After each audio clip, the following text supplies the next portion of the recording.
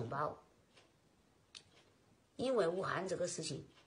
武汉这个瘟疫，都是有计谋、有计划发出来这个瘟疫，因为是政党里面你搞我，我搞我的事情，牺牲的是我们平民老百姓，我的家人，我的父母在家等死，没有人关心我们平民老百姓的性命，有钱也买不到药，有钱也买不到病房。然后香港同胞，你们独立我支持，台湾独立我也支持，西藏、香港独立都支持，摆脱共产党的邪恶手爪，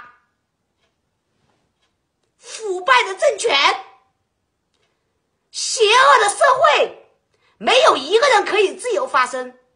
没有一个人，只有一个人自由发声，就去警察局喝茶、拘留、判刑，法律是他们判的，不是我们来说的，他们能说判几多年就能判几多年，律师都没有用的，有一个正义的律师都会关起来，他不会为正生而说话，因为他们有邪恶的政权压迫下不能正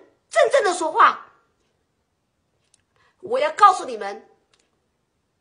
一个人牺牲，两个人牺牲，革命肯定是有血有肉来牺牲。我想站出来，我暴露出来，我就要站出来，我就要牺牲，为我的父母，为我的家人，为我以后的后代可以自由的生活。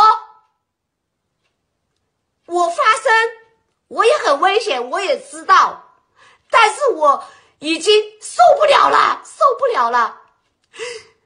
满院子的人在医院里面，